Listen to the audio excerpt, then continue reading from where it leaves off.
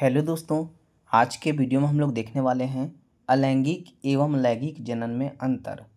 तो क्या है इसके अंतर, कौन कौन से अंतर पाए जाते हैं इसमें, ये दोनों के बारे में हम लोग चलिए अध्ययन करते हैं। तो पहला नंबर दिया गया है कि ये जो अलैंगिक जनन होती हैं ये एक जनकीय की आवश्यकता होती है, यानी या तो वो मेल हो या तो वो फीमेल हो, केवल एक ही जनक की आवश्यकता होती है। दूसरा, लैंगिक जनन में यह द्विजनकीय होता है, इसमें मेल और फीमेल दोनों की आवश्यकता होती है। और दूसरा अंतर है अलैंगिक एवं लैंगिक जनन में, अलैंगिक जनन में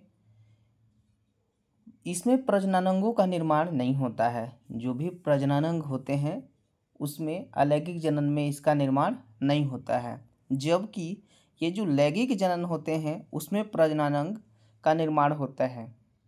अब प्रजननांग क्या होते हैं? तो प्रजननांग जो प्रजनन करने के वाले अंग होते हैं, जैसे एंथर हो गए पौधे में, स्टिग्मा हो गए, इन दोनों से प्रजनन होता है।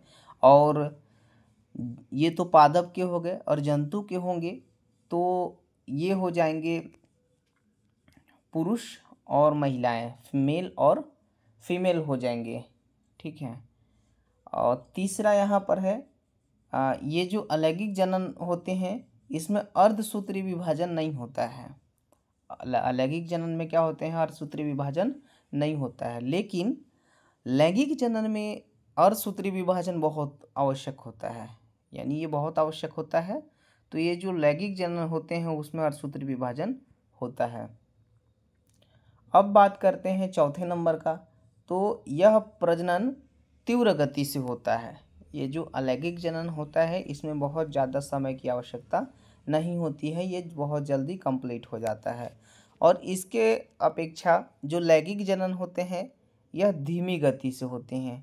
धीमी गति से यानी इसका निषेचन होगा। निषेचन के द्वारा किसका निर्माण होता है?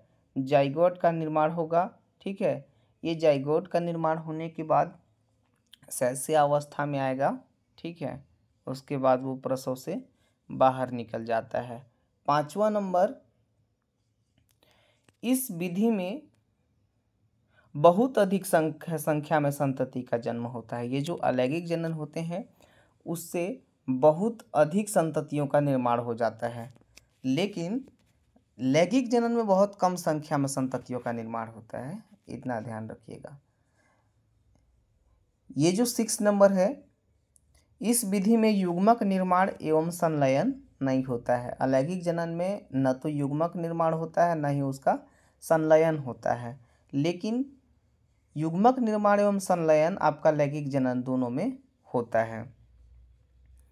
अब इसके बाद है, इससे बनने वाली संततियां आनुवांशिक रूप से जनक के समान होते हैं। जो अलैंगिक जनन से जो बनने वाले जो संतति होते हैं, बच्चे होते हैं, शिशु होते हैं, वो कैसे होते हैं? अपने माता पिता के समान होते हैं अलैंगिक जनन में।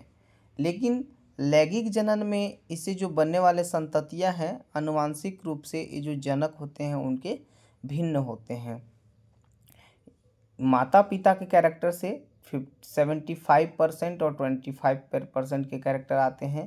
किसी किसी बच्चे में 50% एंड 50% के कैरेक्टर आते हैं, ठीक है।